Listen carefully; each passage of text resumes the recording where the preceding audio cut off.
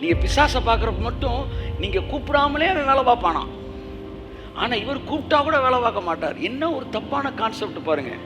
நான் சொல்கிறேன், நீங்கள் கூப்பிட்டா கூட பிசாசு நீ வேலை பார்க்க மாட்டான். இவர் கூப்பிடாட்டினாலும் இனிமேல் வேலை பார்த்துக்கிட்டே தான் இருப்பார்.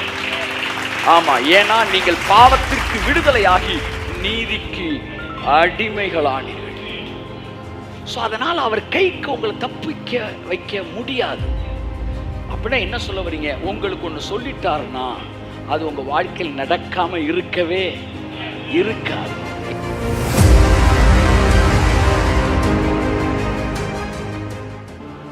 போலீஸ் கஸ்டடியில் இருக்கிற ஆட்கள் வெளியே கூட்டு போகும்போது அந்த போலீஸ்காரர் கையிலையும் அந்த கைதியின் கையிலையும் அந்த விலங்கு போட்டிருப்பாங்க. போலீஸ்காரை விட்டு கைதியும் போக முடியாது, கைதியை விட்டு போலீஸ்காரும் போக முடியாது. அப்படி ஒரு விலங்கு தான் உங்கள் கைக்கு இயேசுனார் கைக்கும் போட்டிருக்கிறார். இதோ உலகத்தின் முடிவு பரியந்தமும் சகல நாட்களிலும் நான் உன்னோடு கூட இருக்கிறேன். நான் உன்னை விட்டு விலகுவதும் இல்லை, உன்னை கைவிடுவதும் இல்லை.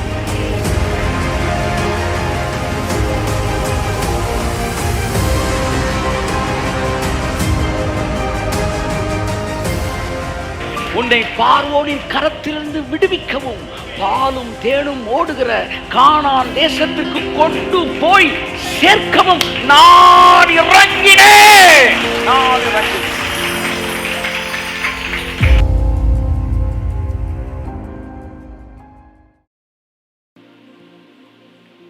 லொக்கேட் பண்ணி எந்திரிட்டார்.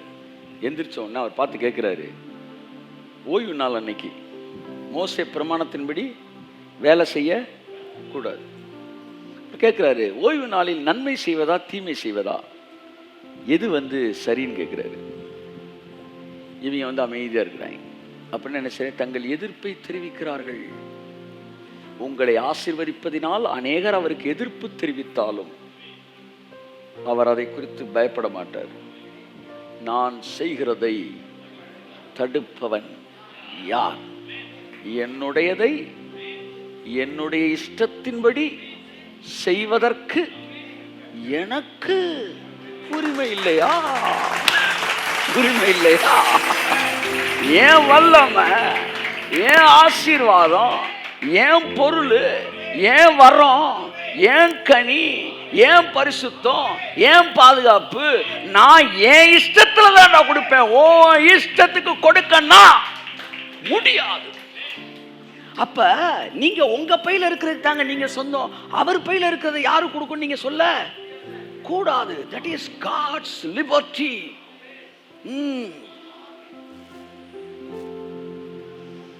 அதான் ஒருத்தன் கேட்குறா, என்னப்பா வேலை இல்லாமல் இருக்கும், ஏன் எங்களுக்கு யாருமே வேலை கொடுக்கல, அதனால தெருவில் நின்றுக்கிட்டு இருக்கிறோம் அப்படின்னு.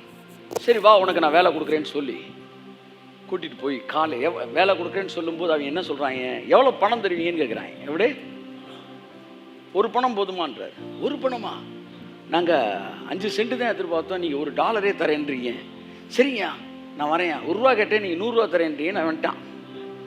அடுத்து மதியம் போய் ஒரு குரூப் நிற்கிறாங்க. வேலை இப்போ என்னப்பா இங்கே நிற்கிறீங்க? வேலை யாரும் கொடுக்கல சார். சரி போய் இதில் என்ன செய்ய, வேலை பாரு, நான் எப்படி சம்பளம் தருவேன், நியாயமானபடி கூலி தருவேங்க. சாயந்தரம் 4 மணிக்கு ஒரு குரூப் உட்காந்துருக்காங்க. சார் சார் கை தட்டுங்க சார். 4 மணிக்கு சார், கடைசி நேரத்தில் சார் பஸ்ஸு கிளம்புற நேரம் ஏறுவாங்க பாருங்க சார். அவனும் கரெக்டாக போய் என்ன செஞ்சிடறான், அவன் ஊரில் இறங்கிடுறான். நீ என்னப்பா இங்கே நிற்கிறேன்னா, ஐயா எங்களுக்கும் வேலை தரல சார். நீ லாஸ்ட் பெஞ்சா? ஆமாங்க சாமி, அந்த பயிலுக்கமாக எங்களுக்கு நல்லவே கிடையாது, ஏதோ நாங்கள் கடைசி பெஞ்சு. சரி சரி நீயும் போய் வேலை பார்ப்போம், வேண்டிய மட்டும் கொடுங்க. சரிங்க சாமி நீங்கள் பார்த்து ஏதாச்சும் கொடுத்தா சரி. உடனே 6 மணி ஆயிடுச்சு. இவன் 1 மணி நேரம் தான் வேலை பார்த்துருக்கேன். என்ன வேலை அதுக்குள்ளே முடிஞ்சிருச்சான்றான்.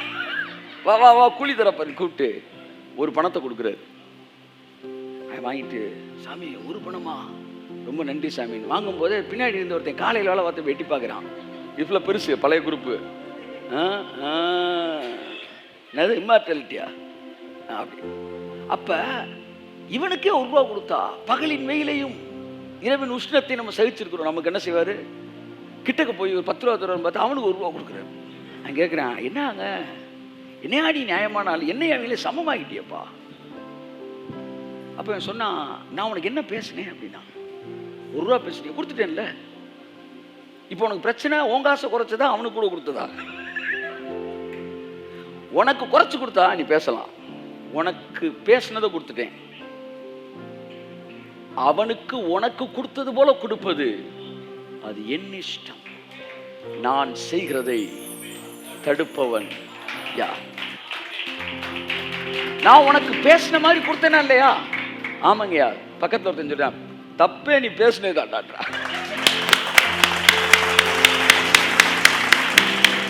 தப்பே கூலி பேசுனதுதான். என்னைக்கு ஒரு ஜெனரஸான ஒரு தலைவன்கிட்ட போய் கூலி பேசுறியோ அன்னைக்கே நீ பொன்முட்டையிற வாத்து வைத்த அறுத்துட்ட. உனக்கு ஒரு முட்டை கிடைக்கும், அவ்வளவுதான். ஆனா நீங்க பார்த்து செய்யுங்க ஆண்டவரே அப்படின்னு சொல்லியிருந்தா அவர் எப்படி கொடுத்துருப்பாரு? அவனுக்கு 1 கொடுத்தாருன்னா உனக்கு 5 கொடுத்துருப்பாருடா. தெரியாதனமா வாயை திறந்து 1 கொடு. இதனால தான் எழுதி வச்சு எனக்கு இது வேணும் அது வேணுன்றவன் எழுதுனதுதான் வாங்கலாம். எழுதாம போறவன் எல்லாத்தையும் வாங்கிக்கிறான். அவர் கேட்கிறாரு, அந்த குறைவுள்ளவனை பார்த்துட்டு, என்னப்பா அவனை சுகப்படுத்தலாமா ரைட்டா தப்பான்றாரு. எல்லாம் அமைதியா இருக்கிறாங்க. எதிர்ப்பு எதிர்ப்பு. சுத்தி பார்க்குறாரு. இப்ப இவ்வளவு பேர் முக்கியமா இல்ல பயவில்லை ஒருத்தன் முக்கியமா அப்படின்னு யோசிக்கிறாரு. நீங்களா இருந்தா என்ன முடிவு எடுத்திருப்பீங்க? சொல்லுங்க. இவன் ஒருத்தனுக்காக இவ்வளவு பேரை பயக்கணுமா? திருச்சியில் ஒரு ஊழியக்காரர் இருந்தார். அவர் மதுரையில் என் கூட்டத்துக்கு வரேன்னு சொல்லியிருந்தார். கடைசி நேரத்தில் அவர் வர வேணான்னு நிறைய எதிர்ப்பாகி போச்சு. ஆனால் அவருக்கு நல்லா தெரியும் கர்த்தர் தான் இந்த கூட்டத்துக்கு போக சொன்னாருன்னு. ஆனால் அவர் இப்படி பார்த்தாரு, இவன் சொல்கிற நியாயம்தான். ஆனால் இவ்வளோ பேர் இருக்காங்களே மதுரை பெந்தகோஸ்து ஐக்கியம்னு. அப்போ இவன் ஒருத்தனுக்காண்டி இவ்வளோ பேரை பயக்கிறதா? இவ்வளோ பேராக ஒருத்தனால் முடிவெடுத்து இந்த பெருங்கூட்டம் தான் அப்படின்னு முடிவு எடுத்துட்டார். ஆனால் அவங்க செத்தது கூட இவங்க போல, அது வேற விஷயம். ஆனால் இயேசு கிறிஸ்து மெஜாரிட்டி பார்க்க மாட்டாரு. நல்லா தெரிஞ்சுக்காங்க, இந்தியாவில் நாய் தான் மெஜாரிட்டி. ஆனால் அதுக்காக நாயை தேசிய விலங்கு என்ன செய்ய முடியாது, மாற்ற முடியாது. புலி மைனாரிட்டி, ஆமாம், ஆனால் அதுதான் தேசிய விலங்கு. ஏற்கனவே சொன்னதை மறுபடியும் போய் ஞாபகப்படுத்துறேன். இந்தியாவில் காக்கா தான் மெஜாரிட்டி, மயில் மைனாரிட்டி. ஆனால் மயில் தான் தேசிய விலங்கு. உன் எதிரிகள் மெஜாரிட்டியாக இருக்கலாம், நீ மைனாரிட்டியாக இருக்கலாம். ஆனால் தேவன் உன்னைத்தான் நேசிக்கிறார்னா உனக்காக அந்த மெஜாரிட்டியை பகைக்கிற தேவனாயவர் இருக்கிறார். என் கைக்கு உன்னை தப்புவிக்கிறவன் யார்? நீங்கள் ரட்சிக்கப்பட்டுட்டீங்கன்றதும் ஒன்று தான், அவர் கையில் மாட்டிக்கிட்டேன் அப்படின்னு நீங்கள் சொல்கிறதும் ஒன்று தான். அவர் கையில் மாட்டிக்கிட்டீங்கன்னா உங்களை ஆசீர்வதிக்காமல் விடவே மாட்டார். உங்கள் வாழ்க்கையில் வியாதியை துரத்தாமல் விடவே மாட்டார். வீட்டுக்கு போங்க, நல்லா ரிலாக்ஸாக தேங்க்ஸ் பண்ணுங்கள், கர்த்தரை ஸ்தோத்திரம் பண்ணுங்கள், நல்லா சாப்பிடுங்க. ஆண்டவர் நீ எவ்வளோ நல்லவர், நீங்கள் எனக்கு கொடுத்த வாக்கு தத்தத்தை மட்டும் தான் இனிமேல் யோசிக்க போகிறேன். ஆமாம், இனிமேல் போட்டு பிரச்சனையை பற்றிலாம் இந்த கவலை எனக்கு தேவையில்லை. ஏன்னா நீங்கள் சொல்லிட்டீங்களா ஆண்டவரே, நீங்கள் சொல்லிட்டீங்கன்னா அதை செய்யாமல் விடவே மாட்டீங்க. நீங்கள் செய்கிறத அவன் தடுத்துருவானோ இவன் தடுத்துருவானோ, எவன்டா தடுக்க முடியும்? நான் வாழ்க்கையில் செய்கிறத, நான் செய்கிறதை தடுப்பவன் யார்? எத்தனை பேர் கையில் ஃபோன் லிஸ்ட்டை கையில் வச்சுக்கிட்டு ஒவ்வொருத்தனுக்கா ஃபோனை போட்டு பேசியிருக்கிறாங்க. அதுக்கப்புறம் தான் கொடுக்காதவங்களாம் கொடுக்க ஆரம்பிச்சுட்டாங்க. சும்மா கிடந்த சங்கர் தூதிட்டாங்க. ஸோ உங்கள் வாழ்க்கையோட உயிர், எதிர்காலம், இது எல்லாம் எதிரிகள் கையிலையோ பிசாசு கையிலையோ இல்லை. என்னைக்கு இயேசுவே ஆண்டவன் சொல்லிட்டீங்களோ இனிமே உங்க எதிர்காலம் ஒரே ஒருத்தர் கையில தான் இருக்கு. அது கர்த்தராகிய இயேசு கிறிஸ்துவின் கரத்துல இருக்கு. என் கைக்கு தப்புவிக்கத்தக்கவன் யார் என்று இங்கே யெகோவா தேவன் சொல்லுகிறார். புதிய ஏற்பாட்டில் இயேசு சொல்கிறார், உங்களை எனக்கு தந்த பிதா என்னிலும் பெரியவராய் இருக்கிறார், ஒருவனும் அவர் கரத்திலிருந்து உங்களை பறித்து கொள்ளவே முடியாது. அவருடைய கரத்தில் நீங்க பாதுகாப்பா இருக்கிறீங்க. உங்க வாழ்க்கையில் நடக்கிற எல்லாம் தானா நடக்கும். மறுபடியும் ரெஸ்ட்டுக்குள்ள வாங்க. எல்லாம் சொல்லுங்க, சொல்லுங்க, மறுபடியும் ரெஸ்ட்டுக்குள்ள வாங்க. ஆமா, இந்த செய்தியோட தலைப்பு என்ன? மறுபடியும் ரெஸ்ட்டுக்குள்ள வாங்க, மறுபடியும் ரெஸ்ட்டுக்குள்ள வாங்க. கையை தட்டு, மறுபடியும் ரெஸ்ட்டுக்குள்ள வாங்க. கிறிஸ்து எனக்காய் சாவாய் கிறிஸ்து எனக்காய் சாபமாய் மாறினே, ஆசீர்வாதமாக என்னை மாற்றினே, ஆசீர்வாதமாக என்னை மாற்றினே, ஆசீர்வாதமானேனே நீர் ஏழையானதனா, ஆசீர்வாதமானேனே எனக்காமமானதினால், சிலுவை மரணத்தில் என் சாபங்கள் நீங்கியதே. சொல்லுங்க. சிலுவை மரணத்தில் என் சாபங்கள் நீங்கியதே. இன்னொரு தடவை. சிலுவை மரணத்தில், சிலுவை மரணம் என் தரித்திரம் நீங்கியதே. இன்னொரு தடவை. சிலுவை மரணத்தில் என் தரித்திரம் நீங்கியதே. சிலுவை மரணத்தில் என் பாவங்கள், சிலுவை மரணத்தில் என் பாவங்கள் நீங்கியதே. ஆட்டுக்குட்டியானவரே, ஆட்டுக்குட்டியானவரே, ஆட்டுக்குட்டியானவரே எனக்காக பலியானே, ஆட்டுக்குட்டியானவரே, ஆட்டுக்குட்டியானவரே. அந்த வெண்கல சர்ப்பத்தை நோக்கி பார்த்தார்கள், எல்லாமே மாறி. ஆமே. உமக்கே ஆராதனை. அந்த வெண்கல சர்ப்பத்தை நோக்கி பாருங்க. எங்கள் வாழ்க்கையில் இருக்கிற எல்லா விஷமும் இறங்குது இயேசுவின் நாமத்தில். ஆமே. உமக்கே எங்கள் ஆராதனை. அவர் முகத்தை நோக்கி பார்ப்போம். உமக்கே எங்கள் ஆராதனை. ஐஸ்வர்யம் உள்ளவர் நீ, ஐஸ்வர்யம் உள்ளவர் நீ, எல்லாமே இழந்தீரே. ஐஸ்வர்யம் உள்ளவர் நீ. அவர் முகத்தை அப்படியே பாருங்களேன். ஆமே. எல்லாவற்றாலும் என்னை நிரப்பிடவே,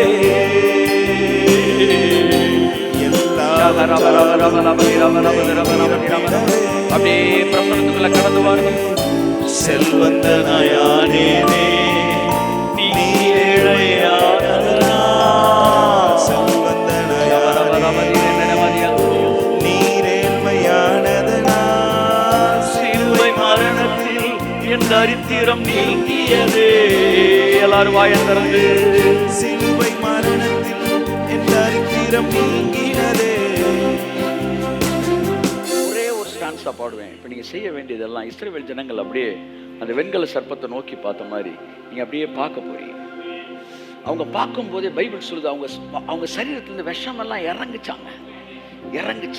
அப்படியே நம்ம பார்க்க நம்ம வாழ்க்கையில் இருக்க தரித்திரம் இறங்கிரும், வியாதி இறங்கணும். சொல்றேன், வியாதி சுகமாகும். வாழ்க்கையில் இருக்கிற பில்லி சூனியங்கள் கரைந்து போகும். உங்களுக்கு எதிராக எதிரிகள் வைத்திருந்த திட்டங்கள் எல்லாம் நொறுங்கி போகும். ஒரே ஒரு ஸ்டான்ஸா பாடுவோம் நம்ம எல்லாரும். ஆமென், ஆமென். எல்லாரும் அந்த முகத்தை நோக்கி பார்ப்போம். பரிசுத்தம் உள்ளவர் நீ, பாவமாய் மாற்றப்பட்டீ. பரிசுத்தம் உள்ளவர் நீ, பாவமாய் மாற்றப்பட்டீ. நீதிமானாக என்னை மாற்றி, நீதிமானாக என்னை மாற்றி. கிருபையாய் இலவசமாய் நீதிமானானே, கிருபையாய் இலவசமாய் நீதிமானானே. சிலுவை மரணத்தில் என் பாவங்கள் நீங்கியதே, சிலுவை மரணத்தில் என் பாவங்கள் நீங்கியதே. எழுந்து நின்று ஜெபித்து முடிப்போம். ஆமென். ஆட்டுக்குட்டியானவரே, ஆட்டுக்குட்டியானவரே, come back to the rest. மறுபடியும் விளைப்பாறுதலுக்குள் கடந்து வாருங்கள். ஆமென், ஆமென், ஆமென், ஆமென். ஆட்டுக்குட்டியானவரே, ஆட்டுக்குட்டியானவரே, ஆட்டுக்குட்டியானவரே. எப்படி உட்கார்ந்து உங்களுக்கு வர்ஷிப் பண்ண உங்களுக்கு கம்ஃபர்ட்டா இருக்கு அப்படி நீங்க பண்ணுங்க. ஆமென். உமக்கே எங்கள் ஆராதனை, உமக்கே எங்கள் ஆராதனை. ராமா உமக்கே எங்கள் ஆராதனை. அதினதின் காலத்தில் நேர்த்தியாய் செய்கிற தேவன். கிறிஸ்து எனக்காய் சாபமாய் மாறினே, கிறிஸ்து எனக்காய் சாபமாய் மாறினே, ஆசீர்வாதமாக என்னை மாற்றினே. நன்றி பிதாவே. ஆசீர்வாதமாக அவருடைய பிரசன்னம் அநேகரை நிரப்பிக் கொண்டிருக்கிறது. S Lord. ஆசீர்வாதமானேனே நீ எனக்கு சாபமானதனால், ஆசீர்வாதமானே எனக்கு சாபமானதனால், சிலுவை மரணத்தில் என் சாபங்கள் நீங்கியதே, சிலுவை மரணத்தில் என் சாபங்கள் நீங்கினதே. வியாதிகள் விளங்குகிறது. ஆட்டுக்குட்டியானவரே, அவரை நோக்கி பாருங்க, விஷமெல்லாம் இறங்கட்டும். அவரை பார்க்க பார்க்க பார்க்க உங்க வாழ்க்கையில் இருக்கிற விஷமெல்லாம் இறங்குது. ஆமென். நீங்க வெளியே போகும்போதே உங்க முகம் பிரகாசிக்கிறத மற்றவர்கள் பார்க்க போகிறார்கள். ஆமென். உமக்கே எங்கள் ஆராதனை.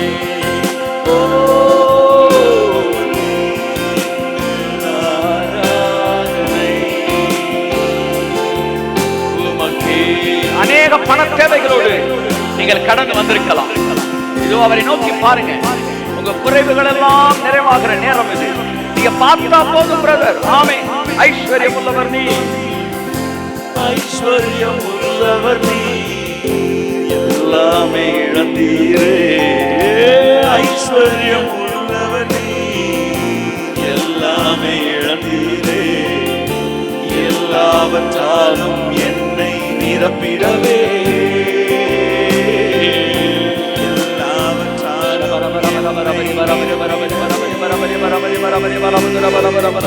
செல்வந்தனாயானே நீரேவையானதனால், செல்வந்தனாயானே நீரேவையானதனால், சிலுவை மரணத்தில் என் தரித்திரம் நீங்கியதே. சிலுவை மரணத்தில் நீங்கள் திரும்பி செல்லும் போது உங்களுக்கான ஆசீர்வாத கதவுகள் திறந்திருக்கிறது நீங்கள் பார்ப்பீர்கள். நீங்கள் எதிர்பாராத பண வரவுகள் உங்கள் வாழ்க்கையில் வருகிறது நீங்கள் பார்ப்பீர்கள்.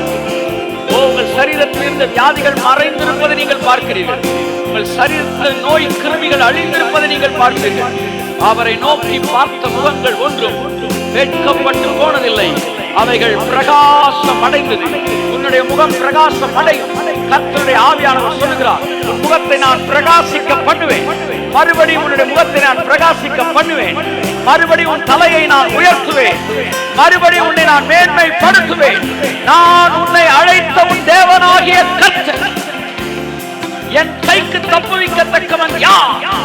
நான் செய்கிறதை தடுக்கிறவன் யார்? கரங்களை தட்டி கர்த்தருக்கு நன்றி சொல்லுவோம்.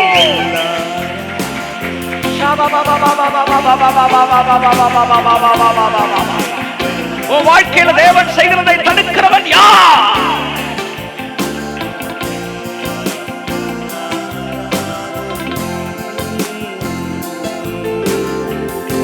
ஐஸ்வர்யம் உள்ளவன் எல்லாமே இழந்தீரே. ஐஸ்வர்யம் உள்ளவன் எல்லாமே இழந்தீரே. எல்லாவற்றாலும் என்னை நிரப்பிடவே, எல்லாவற்றாலும் என்னை நிரப்பிடவே. செல்வந்தனாயானேனே தைரியமா சொல்லுங்க. செல்வந்தனாயானேனே இன்னொரு தடவை, இன்னொரு தடவை. செல்வந்தனாயானேனே நீரேழையானதனால், செல்வந்தனாயானேனே நீரேழையானதனால், சிலுவை மரணத்தில் என் தரித்திரம் நீங்கி நீங்கியதே. தைரியமா சொல்லுங்க. சிலுவை மரணத்தில் என் தரித்திரம் நீங்கியதே. ஆட்டுக்குட்டியானவரே, உங்க கைக்கு என்னை தப்பு வைக்கிறவன் யார்? உங்க கைக்கு என்னை தப்பு வைக்கிறவன் யார்? யோசேப்பை விலங்கு போட்டு எகிப்துக்கு அழைத்து சென்றார்கள். ஆமென். ஆட்டுக்குட்டியானவரே, ஆட்டுக்குட்டியானவரே, ஆட்டுக்குட்டியானவரே, என் பாவங்கள் சுமந்தே உமக்கே எங்கள் ஆராதனை.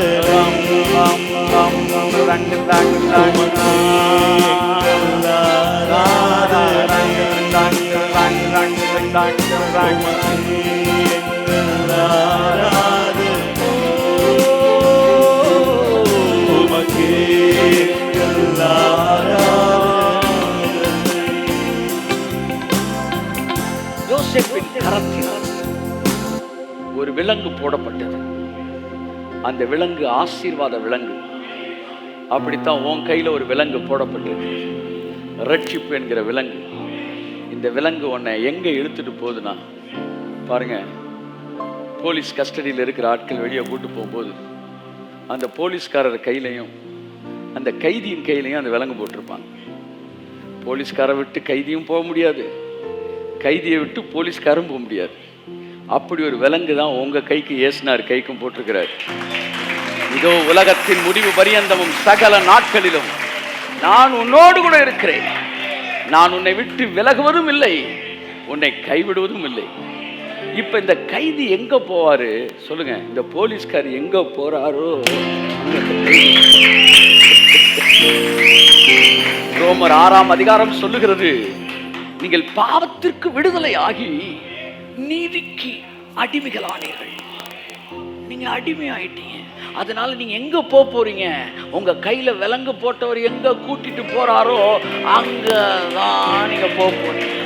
உன்னை பார்வோனின் கரத்திலிருந்து விடுவிக்கவும் பாலும் தேனும் ஓடுகிற கானான் தேசத்திற்கு கொண்டு போய் சேர்க்கவும் நான் இறங்கினேன்.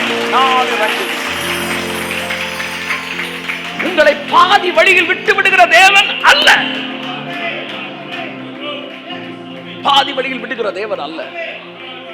நீ ரட்சிக்கப்பட்டப்ப அவர் உனக்கு எவ்வளவு சமீபமா இருந்தாரோ அதை விட இன்னும் அதிக சமீபமாய்த்தான் இப்பொழுதும் அவர் இருக்கிறார். அதே போல சமீபமாய் இருக்கிறார். நீ நினைச்சுக்கிட்டு இருக்கலாம், அன்னைக்கு இருந்த ஒரு உறவு இல்லையோ, அன்னைக்கு இருந்த பிரச்சனை இல்லையோ. நீ பாவியா இருக்கும் போதே உனக்கு அருகில் வந்து உன் இதயத்தின் கதவை அவர் தட்டுவார் என்றால் இன்றைக்கு நீ பிள்ளையாய் மாறி இருக்கிறாய். உன்னை விட்டு விட்டு அவர் எங்கே போவார்?